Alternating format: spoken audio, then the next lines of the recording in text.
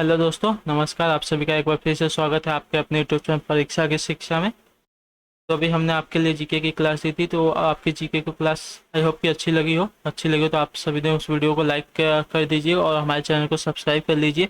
हम आपके लिए ऐसे ही जीके और हिंदी की रेगुलर बेसिस पर तैयारी करते रहेंगे आपके बीएड इंट्रेंस एग्जाम से रिलेटेड। आई होप आप मैं कोशिश करूँगा कि आपकी और भी क्लासेस लेके आऊँ। तो चलिए आपके आज की दूसरी हिंदी की क्लास देखते हैं। आपका क्या पूछा गया है, 1 मिनट रुक जाइए। तो आपका देखिए, यहाँ पे हम रेगुलर बेसिस पर आपका बीएड परीक्षा 2022 की दो बीएड प्रवेश परीक्षा 2022 की तैयारी करा रहे हैं। अभी आपका हम सामान्य हिंदी की क्लास लेने जा रहे हैं। इसमें से 4 से 5 प्रश्न फिक्स होते हैं। आज 25 जून की क्लास है, तो चलिए आज की क्लास शुरू करते हैं। आपका पहला क्वेश्चन देखिए, आपसे क्या पूछा गया है। तो निम्नलिखित वाक्यों में से किसमें पूर्वकालिक क्रिया है। ये चारों ऑप्शन पढ़िए, उनमें से बताने की कोशिश कीजिए कि इन चारों में से किसमें पूर्वकालिक क्रिया लगी है। तो इसका भी ऑप्शन नंबर ए है और राइट हो जाएंगे। उसने नहाकर भोजन किया। जब कर्ता एक क्रिया समाप्त कर ले करके तत्काल दूसरी क्रिया का आरंभ करे तो वह पूर्वकालिक क्रिया कहलाती है। ठीक है, चलिए आपसे आपका अगला प्रश्न देखिए क्या पूछा गया है। 52वां प्रश्न है आपसे। अत्यधिक क्रोध करना अर्थ किस मुहावरे द्वारा अभिव्यक्त होता है। तो अत्यधिक क्रोध करना अर्थ किस मुहावरे के द्वारा अभिव्यक्त होता है, इन चारों ऑप्शन में से बताना है कौन सा आपका राइट हो जाएगा। तो जिसका भी ऑप्शन नंबर सी आ रहा है, आंखों में खून उतरना, ये बिल्कुल राइट हो जाएंगे। अत्यधिक क्रोध करना का अर्थ होता है आंखों में खून उतरना, मुहावरे को अभिव्यक्त करता है। ठीक है, आपका अगला प्रश्न देखिए क्या पूछा गया। चलिए आपका अगला प्रश्न पूछ देखते हैं। पुल्लिंग स्त्रीलिंग शब्द युग्म की दृष्टि से कौन सा युग्म अशुद्ध है।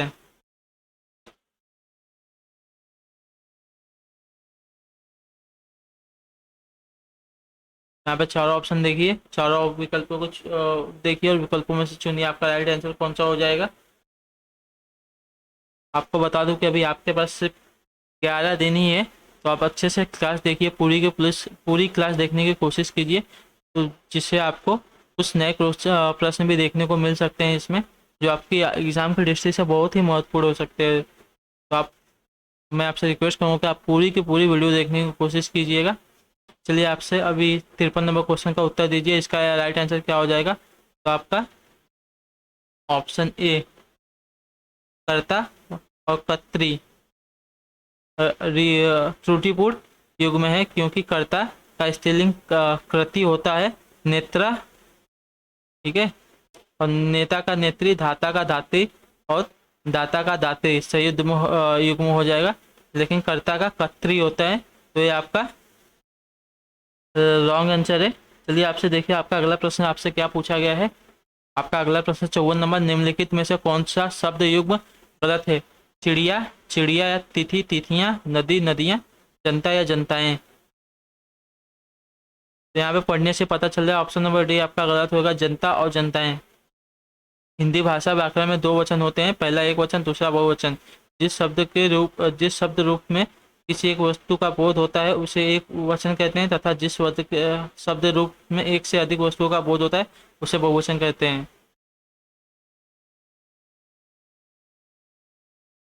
ठीक है, जनता एक बहुवचन शब्द है, इसलिए जनताएं इसमें नहीं होगा, जनता खुद एक बहुवचन शब्द है। चलिए आपसे अगला प्रश्न पूछते हैं। आपका अगला प्रश्न क्या आपसे पूछा गया है।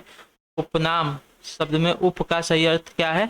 लघुता, सादृश्य, गौड़ या सहायक। 55 नंबर में आपके 4 विकल्प दिए गए हैं, इन चारों विकल्पों को देखिए और बताइए आपका राइट आंसर कौन सा हो जाएगा। उपनाम शब्द में उप का सही अर्थ क्या है। तो उपनाम शब्द में उप का अर्थ आपका गौण, ऑप्शन नंबर सी बिल्कुल राइट हो जाएगा। चलिए आपसे आपका अगला प्रश्न देखते हैं क्या पूछा गया है। यहाँ पे निर्देश दिया गया है, पढ़िए। निर्देश है 56-57 प्रश्न जो दिया गया है। निम्नलिखित प्रश्नों में दिए गए अनुच्छेदों के प्रथम तथा अंतिम वाक्यों को 1 और 6 की संज्ञा दी गई है। इनके मध्यवर्ती वर्गों को 4 भागों में बांटा गया है। य, र, ल, व की संज्ञा दी गई है। ये 4 वाक्य व्यवस्थित क्रम में नहीं है, इन्हें ध्यानपूर्वक पढ़िए और विकल्पों में से उचित क्रम चुनिए जिससे सही युग अनुच्छेद का निर्माण हो।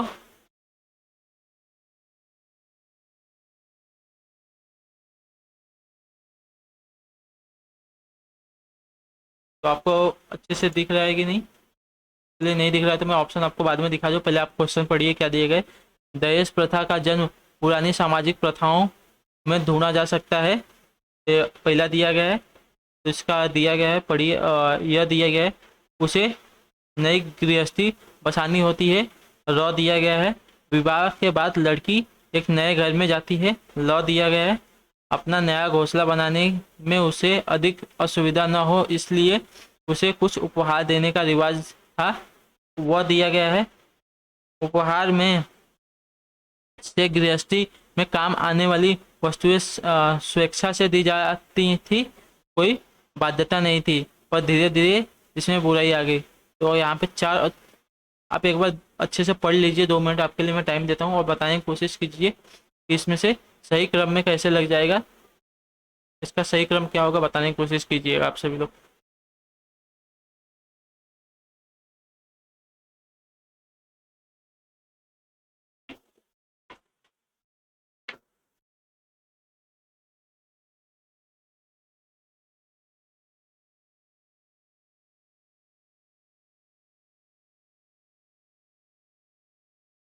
तो आई होप सबने पढ़ लिया होगा। तो अब ऑप्शन देखिए, तो आपका जिसका भी ऑप्शन नंबर ए आ रहा है, र, य, ल, व, पहले आपका र वाला आ जाएगा फर्स्ट पे, फिर आपका य आ जाएगा ऑप्शन नंबर 2, फिर ल आ जाएगा 3, फिर 4, र, य, ल और व, ये आपका सही क्रम हो जाएगा। विवाह के बाद लड़की एक नए घर में जाती है, उसे नई गृहस्थी बसानी पड़ती है, अपना नया घोंसला बनाने में उसे अधिक असुविधा न हो इसलिए उसे कुछ उपहार देने का रिवाज था। उपहार में से गृहस्थी में काम आने वाली वस्तुएं स्वेच्छा से दी जाती थी, इसमें कोई बाध्यता नहीं थी। तो आपका सही क्रम में हो जाएगा। तो आपका पहला ऑप्शन बिल्कुल सही हो जाएगा। चलिए आपसे अगला प्रश्न उसी के आधारित है। तो क्या पूछा गया है, यदि हमें कहें कि आपका यह दिया गया है तो अनियुक्त न होगा। र दिया गया है ईश्वर भी धोखे से अलग नहीं है। ल दिया गया है क्योंकि ऐसी दशा में। घ दिया गया है आपका यदि वह धोखा खाता नहीं। तो छ दिया गया है आपका तो धोखे से काम अवश्य लेता है। तो इसमें से कौन सा किस क्रम में होगा, इन सभी को व्यवस्थित कीजिए और बताने की कोशिश कीजिए आपका कौन सा ऑप्शन राइट हो जाएगा। आपको 2 मिनट का समय देता हूँ, आप सभी लोग पढ़ लीजिए क्वेश्चन को।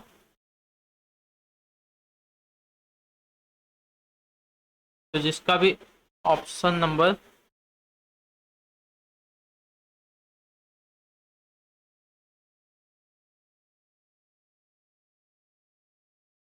जिसका भी ऑप्शन नंबर सी दिया गया है वो बिल्कुल राइट हो जाएंगे। पहला आपका र आ जाएगा, फिर ये ल आ जाएगा, तीसरा ल आ जाएगा और चौथा व घ, यहाँ पे वो आ जाएगा। ये घ नहीं है वो है, इसको आप सही कर लीजिएगा।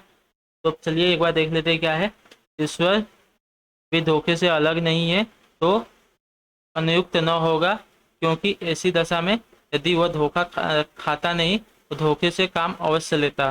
आपका ऐसा हो जाएगा क्रम से। चलिए आपसे आपका अगला प्रश्न आप देखिए क्या पूछेगा। यहाँ पे निर्देश दिया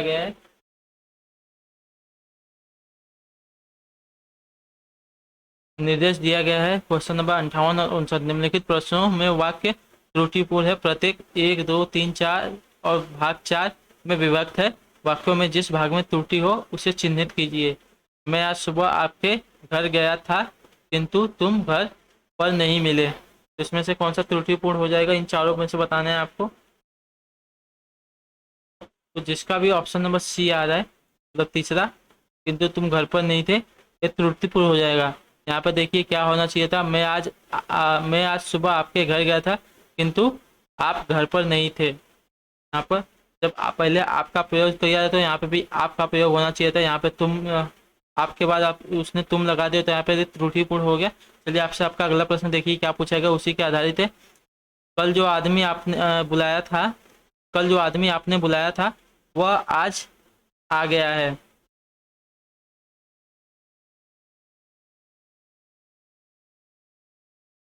तो इसमें त्रुटिपूर्ण आपको बताना है कौन सा हो जाएगा, आप पढ़िए। तो ऑप्शन नंबर ए आपका त्रुटिपूर्ण है, जिसका भी ऑप्शन विकल्प एक है वो बिल्कुल सही हो जाएंगे।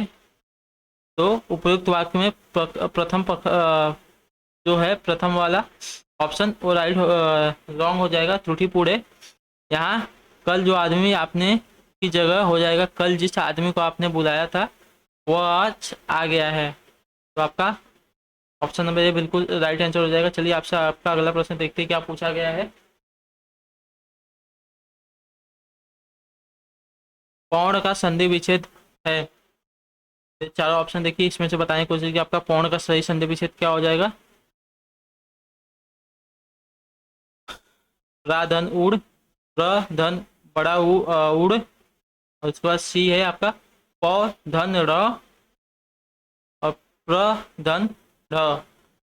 तो जिसका भी ऑप्शन नंबर बी है प्र धन बड़ा ऊ और ढ लगा है वो बिल्कुल राइट हो जाएंगे, इसमें प्रौढ़ हो जाएगा।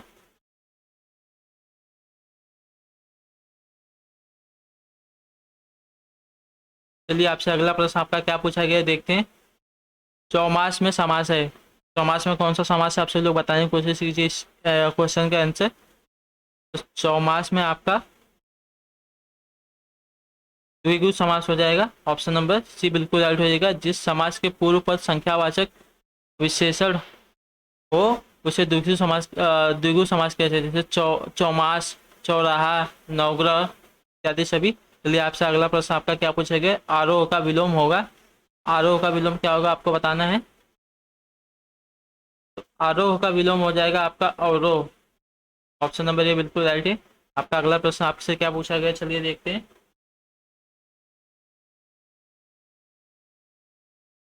तो निम्न विकल्पों में से जो चतुर शब्द का समानार्थी नहीं है वह छाटिए। यहाँ पे चार विकल्प दिए गए हैं, इन चारों में से आपको चतुर शब्द होता है उसका समानार्थी नहीं है वो छांटना है। यहाँ पे तीन ऐसे शब्द है जो चतुर के समानार्थी है, लेकिन एक चतुर का समानार्थी नहीं है, तो आप बताने की कोशिश कीजिए कौन सा हो जाएगा। चतुर का आपका समानार्थी देवप्रिय नहीं होता, ऑप्शन नंबर सी बिल्कुल राइट हो जाएगा। देवप्रिय चतुर का समानार्थी नहीं होता। बाकी आपके नागर, पट्टू, दक्ष ये सभी चतुर के समानार्थी हैं। चलिए आपसे आपका अगला प्रश्न देखिए क्या पूछा गया है। आपका अगला प्रश्न दिया गया है कि किसी वाक्यांश के लिए दिया हुआ एक शब्द सही नहीं है। तो चारों ऑप्शंस पढ़िए। पहला ऑप्शन देखिए क्या है, जिस स्त्री को कोई संतान न हो, बांझ, जो वस्तु बोलता हो, मितभाषी, क्रम के अनुसार, यथाक्रम, जो स्मरण रखने योग्य हो, स्मरणीय। मुझे तो आपको लगता है कि बी आपका राइट आंसर हो जाएगा। जो बहुत बोलता हो उसे मितभाषी नहीं कहते।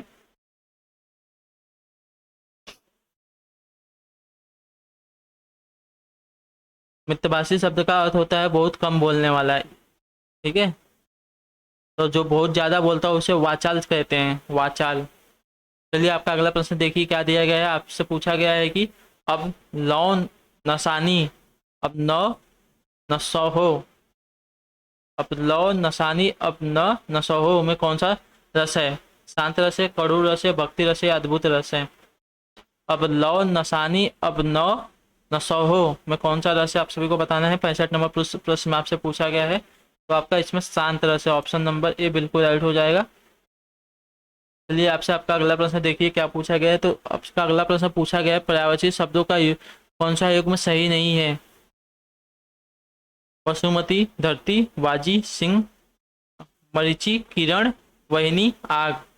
इन चारों ऑप्शन में से आपको बताना है कौन सा आपका सही युग्म वाला नहीं है। तो जिसका भी ऑप्शन नंबर बी आ रहा है बाजी और वाजी और सिंह वो बिल्कुल राइट हो जाएंगे, ये सही युग्म वाले शब्द नहीं है। वाजी सिंह का पर्यायवाची शब्द नहीं है। वाजी है तुरंग, होटक, रविसूत आदि घोड़े के पर्यायवाची होते हैं, जबकि सिंह का पर्यायवाची आपका शेर, शार्दुल, कोहरी, नाहर आदि इत्यादि सभी होते हैं। चलिए आपसे अगला प्रश्न आपका देखिए क्या पूछा गया। अनेकार्थी शब्दों का कौन सा युग्म सही नहीं है, आप सभी लोग बताने की कोशिश कीजिए। तो आपका इसमें हो जाएगा ऑप्शन नंबर बी अनय, दिशा, वन। अनय का अर्थ होता है गमन, गति, चाल, पथ, अंश, सूर्य तथा चंद्रमा। का दक्षिण से उत्तर, उत्तर से दक्षिण की ओर गमन, जो उत्तरायण और दक्षिणायन कहलाता है। ये आपका सही युग्म नहीं हो जाएगा।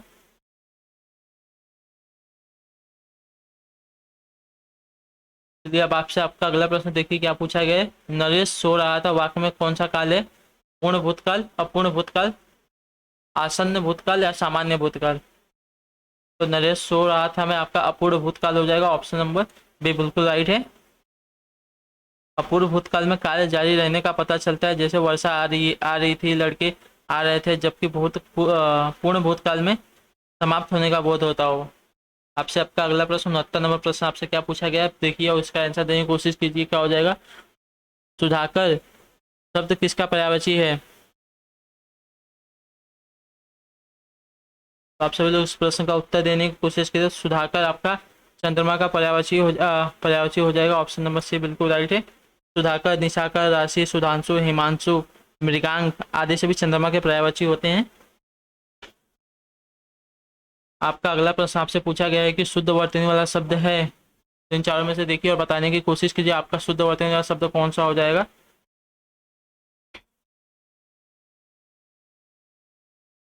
अतिशयोक्ति ये वाला आपका शुद्ध वर्तनी वाला शब्द हो जाएगा। देख लीजिए अच्छे से और देखिए इसमें कैसा, कौन सी मात्रा कैसे लगी और अतिशयोक्ति शुद्ध वर्तनी है, जबकि अन्य सभी दोषपूर्ण वर्तनी वाले शब्द हैं। आपका अगला प्रश्न आपसे पूछा गया है कि शांत रस का अस्थायी भाव क्या है। ये मैंने आपको कल भी बताया था कि शांत रस का अस्थायी भाव क्या है, तो आपने अगर कल की क्लास अच्छे से ली होगी तो उसमें आपको बताया गया होगा। तो शांत भाव का अस्थायी भाव का निर्वेद हो जाएगा। ऑप्शन नंबर डी बिल्कुल राइट है। चलिए आपसे अगला प्रश्न क्या देखिए पूछा गया है। 72 नंबर प्रश्न आपका, चौकड़ी भूल जाना मुहावरे का अर्थ। चौकड़ी भूल जाना मुहावरे का अर्थ आपका राह न सूझना। ऑप्शन नंबर ए बिल्कुल राइट हो जाएगा।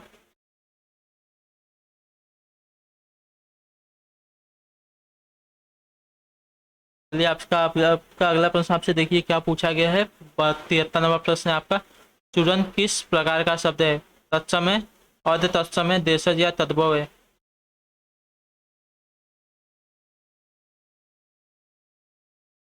तो चूरन आपका तद्भव हो जाएगा, जबकि इसका तत्सम रूप होता है चूर्ण। तद्भव शब्द वो शब्द होते हैं जो कि संस्कृत से हिंदी में परिवर्तित होकर आए हैं, उन्हें तद्भव कहते हैं। और तत्सम वो शब्द कहलाते हैं जो कि हिंदी संस्कृत से हिंदी में जो के त्यों प्रयोग किए जाते हैं। चलिए आपसे आपका अगला प्रश्न देखिए क्या पूछा गया है। 74 नंबर प्रश्न आपका है, उड़यन का संधि विच्छेद होगा उत धन डयन या उड़ धन डयन या उत धन अयण या उत अध धन अयण? 74 नंबर में आपका कौन सा संधि विच्छेद सही हो जाएगा? जो उड़ियन का होगा तो उत धन डयन ये आपका सही संधि विच्छेद हो जाएगा उड़यन का। आपका अगला प्रश्न आपसे पूछा गया है कि 75 नंबर है, वह खा रहा था मैं सो रहा था कौन सा काल है? पूर्ण भूतकाल, अपूर्ण भूतकाल, संदिग्ध भूतकाल या सामान्य भूतकाल? वह खा रहा था, वह वह खा रहा था, वह गा रहा था में आपका अपूर्ण भूतकाल हो जाएगा। इसमें कार्य अभी पूरा नहीं हुआ है, वो भी कर रहा था।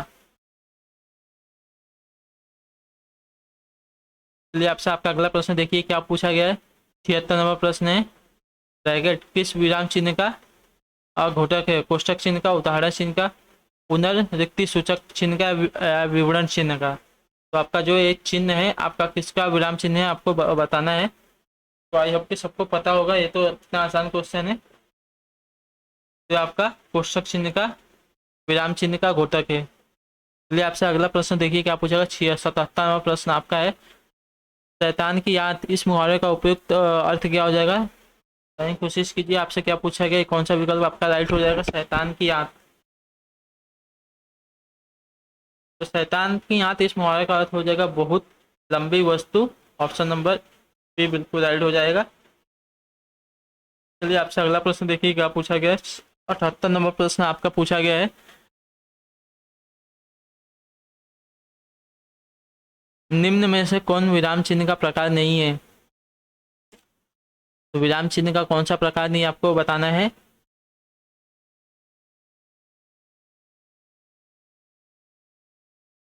इन चारों ऑप्शन में से आपको बताना है कि कौन सा विराम चिन्ह का प्रकार नहीं है। तो आपका ऑप्शन नंबर सी उपदेशक, ये विराम चिन्ह का प्रकार नहीं है। जबकि आपका बता दूं इसका हो जाएगा ऐसा वाला, ये निर्देशक होता है। और लाघव का आपका यहाँ पे डॉट होता है, ये बिल्कुल राइट हो जाएगा। और विवरण का आपका हो जाता है, एक मिनट रुकिए बताता हूँ। विवरण का आपका ऐसा ऐसा करके ऐसा, ये विवरण का चिन्ह हो जाता है, ठीक है। और उपदेशक का कोई विराम चिन्ह का प्रकार नहीं होता। तो आपका ये राइट आंसर हो जाएगा ऑप्शन नंबर सी। चलिए आपका अगला प्रश्न आपसे क्या पूछा गया है, देखिए 79 नंबर प्रश्न है कि मैं अपने आप वस्त्र साफ कर लेता हूँ, इस वाक्य में कौन सा सर्वनाम है? प्रश्नवाचक, निश्चयवाचक, या निजवाचक, या संबंधवाचक? तो मैं अपने आप वस्त्र साफ कर लेता हूँ, मैं अपने आप वस्त्र साफ कर लेता हूँ, आपका कौन सा सर्वनाम लगा आपको बताना है।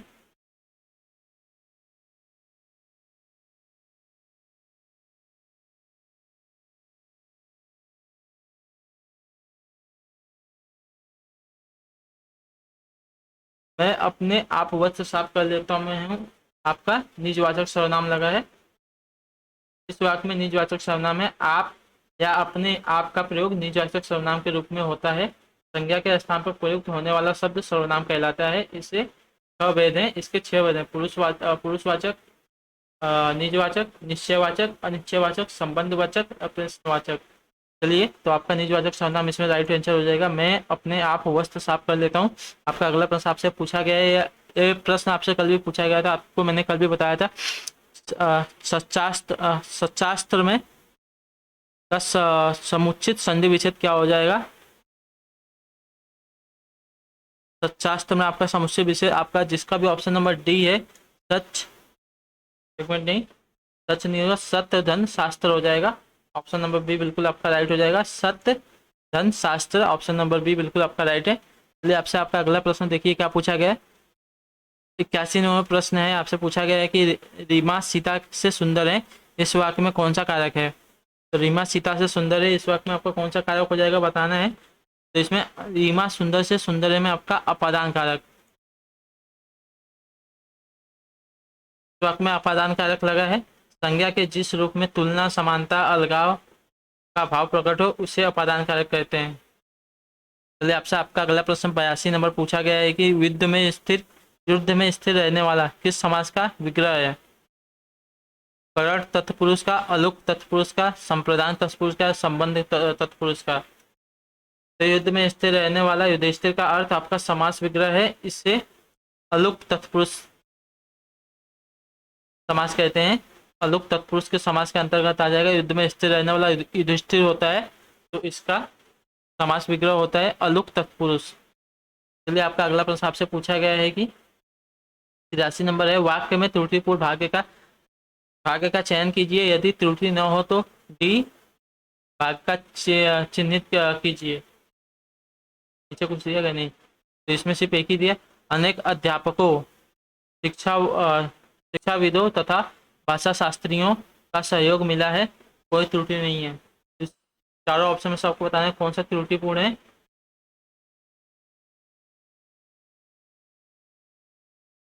तो आपका पहला ऑप्शन नंबर ए, ये आपका त्रुटिपूर्ण है। यहाँ पर अनेक अध्यापकों नहीं होना चाहिए, अनेक अध्यापक बस होना चाहिए था। ये आपका त्रुटिपूर्ण है, तो ऑप्शन नंबर ए आपका बिल्कुल राइट हो जाएगा। चलिए आपसे अगला प्रश्न आपका पूछा गया, पत्थर का पर्यायवाची नहीं है, पाहन, उपल, पाषाण या उरग? तो उरग आपका सर्प का पर्यायवाची होता है। पाहन, उपल, पाषाण ये आपके पत्थर के पर्यायवाची होते हैं। ये आपसे आपका अगला प्रश्न देखिए क्या पूछा गया है। 85 नंबर प्रश्न है, तिरंगा में कौन सा समास लगा है? द्वंद्व समास, द्विगु समास, अव्ययी भाव समास या तत्पुरुष समास? तो तिरंगा में आपका द्विगु समास, ऑप्शन नंबर बी बिल्कुल राइट हो जाएगा। अभी आपको हमने बताया था जिस संख्या में, जिस भी शब्द में संख्या का बोध हो वहां पर द्विगु समास का प्रयोग होता है। जैसे त्रिलोक, तीन लोकों का समूह, नौ ग्रहों का समूह। जैसे तिरंगा में आपका 3 रंगों वाला हो जाएगा, तो इसमें संख्या का बोध हो रहा है, तो इसमें द्विगु समास हो जाएगा। चलिए आपका अगला प्रश्न है 86 नंबर प्रश्न आपसे क्या पूछा गया है, किस भाव की किस भाव की परिपक्व अवस्था को रस कहा जाता है, अनुभाव, विभाव, संचारी भाव या अस्थाई भाव। तो आपके अस्थाई भाव की परिपक्व अवस्था को रस कहा जाता है। चलिए आपसे अगला प्रश्न 87 नंबर देखिए क्या पूछा गया है, मैंने राधा के लिए कपड़े खरीदे, इस वाक्य में कारक का प्रकार बताइए, अपादान कारक, करण कारक, संप्रदान कारक या कर्ता कारक।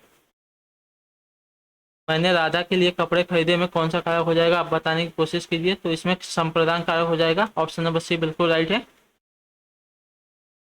जिसके लिए कोई क्रिया संपन्न की जाए या जिसे कुछ प्रदान किया जाए वह संप्रदान कारक होता है। चलिए आपसे आपका अगला प्रश्न देखिए क्या पूछा गया है, 88 नंबर प्रश्न है, निम्नलिखित में से किस विकल्प में सभी शब्द भाववाचक हैं। तो आपका ऑप्शन नंबर सी रसीला, कड़वाहट, बुढ़ापा, उन्नति में आपका भाववाचक शब्द है सभी। जिन शब्दों में किसी भाव, गुण, दशा आदि का ज्ञान हो उसे भाववाचक संज्ञा कहते हैं। चलिए आपका अगला प्रश्न आपसे पूछा गया है 89 है, छायादार शब्द किसका उदाहरण है, तत्सम, देशज, विदेशज या संकर। तो छायादार आपका हो जाएगा संकर, ऑप्शन नंबर डी बिल्कुल राइट हो जाएगा। शब्द का उदाहरण है, दो भिन्न स्रोतों से आए शब्दों के मेल से बने नए शब्दों को संकर शब्द कहते हैं। चलिए आपका अगला प्रश्न 90 नंबर प्रश्न आपसे पूछा गया है कि अशुद्ध वाक्य का चयन कीजिए।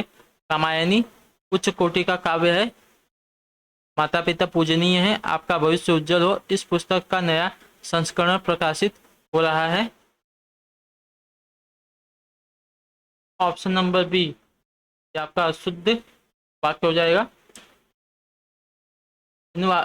इस विकल्प में माता पिता पूजनीय है, वाक्य में वर्तनी की दृष्टि से अशुद्ध है, इसका शुद्ध हो जाएगा वाक्य होगा माता पिता पूजनीय है, पूजनीय नहीं हो जा पूजनीय होगा सिर्फ।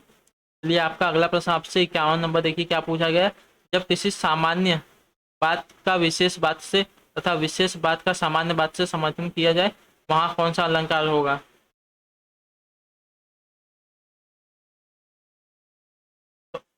में आपका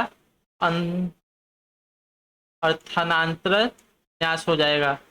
चलिए आपका अगला प्रश्न आपका 92 नंबर पूछा गया है कि संख्यागमन का संधि विच्छेद क्या हो जाएगा। तो बात बताइए इसमें से संख्यागमन का संधि विच्छेद क्या हो जाएगा।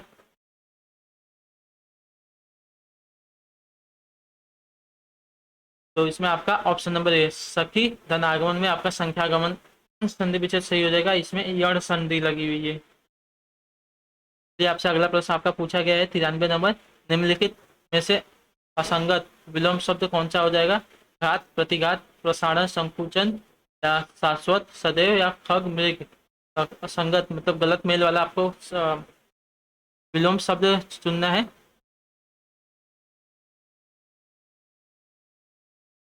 जिसका शब्द युग्म गलत हो बताना है हमको।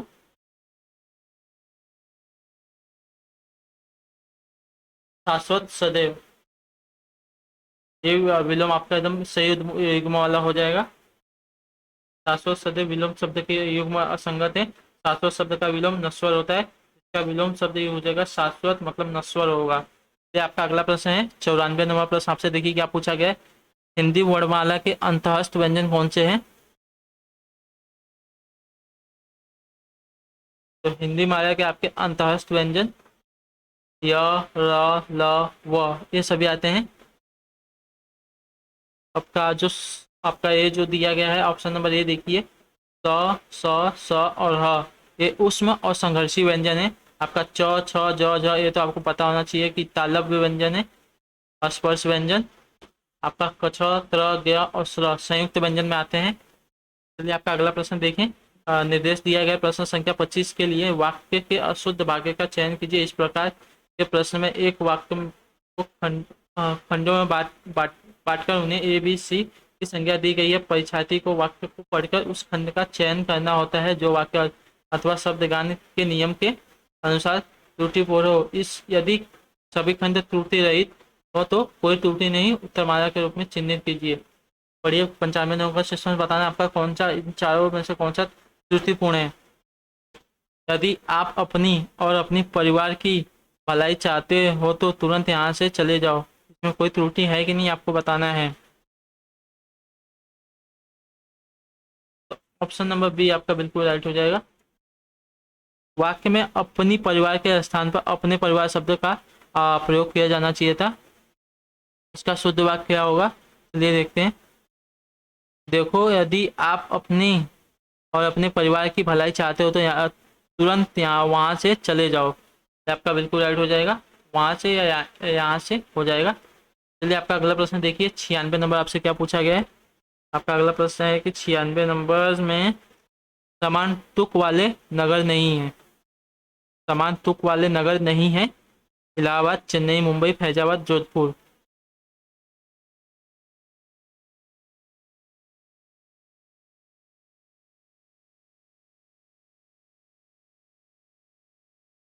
तो आपका चेन्नई और मुंबई ये समान तुक वाले नगर नहीं है। ये आपका बिल्कुल राइट आंसर हो जाएगा। चलिए आपका अगला प्रश्न 97 नंबर प्रश्न आपसे देखिए क्या पूछा गया है। किस विकल्प में अतुकांत शब्द है। यहाँ पर 4 ऑप्शन दिए गए, इसमें से बताना है आपका कौन सा अतुकांत शब्द हो जाएगा। तो जिसका भी ऑप्शन नंबर सी आ रहा है, उदाली, हसिया, ये अतुकांत शब्द हो जाएंगे आपके। आपका अगला प्रश्न 98 नंबर प्रश्न आपसे पूछा गया है कि जो एक स्थान पर टिक कर नहीं रहता, वाक्य के लिए एक शब्द कौन सा हो जाएगा। जो एक स्थान पर टिक कर नहीं रहता उसके लिए क्या हो जाएगा, बताना है आपको। तो जो एक स्थान पर टिक कर नहीं रहता उसे यायावर कहते हैं। ऑप्शन नंबर सी बिल्कुल राइट हो जाएगा। आपका अगला प्रश्न 99 नंबर आपसे पूछा गया, बुढ़ापा शब्द में कौन सी संज्ञा है। तो बुढ़ापा में अभी आपको मैंने बताया था, तो इसमें भाववाचक संज्ञा, ऑप्शन नंबर भी बिल्कुल राइट हो जाएगा। चलिए आपसे का आखिरी प्रश्न हिंदी का 100वां नंबर पूछा गया है कि कौन सा समूह प्रश्नवाचक सर्वनामों का है। जिसमें प्रश्न का बोध होता हो, प्रश्न पूछने का बोध होता हो, उसमें प्रश्नवाचक समूहों का सर्वनाम आपका हो जाएगा कौन, किसे, कब। और इसका प्रश्नवाचक चिन्ह ऐसे हो जाता है, लास्ट में आपके वाक्य में ऐसे लग जाता है, वहाँ पर प्रश्नवाचक सर्वनामों का समूह हो जाएगा आपका कौन, किसे, कब। तो ऑप्शन नंबर डी आपका बिल्कुल राइट हो जाएगा। फिर है आपके हिंदी के 50 क्वेश्चन। आई होप कि आपको हिंदी की क्लास अच्छी लगी हो। हिंदी क्लास अच्छी लगी हो, आपने इससे पहले आप हमारी जीके की क्लास देखी हो तो आप उस वीडियो को भी लाइक कर दीजिएगा और इस क्लास को भी लाइक कर दीजिएगा और हमारे चैनल को सब्सक्राइब कर लीजिए और हमारे वीडियोज़ को ज़्यादा से ज़्यादा लोगों तक शेयर कीजिए। और हाँ, प्लीज़ आप हमारे चैनल को सब्सक्राइब कर हमारे चैनल को जुड़ जाइए। हम ऐसे ही आपकी तैयारी रेगुलर बेसिस पे कराते रहेंगे। जय हिंद, जय भारत। आपका क्लास में आने के लिए बहुत बहुत धन्यवाद। चलिए तो आपसे मिलते हैं आपकी अगली क्लास में। तब तक के लिए tata, bye bye, take care.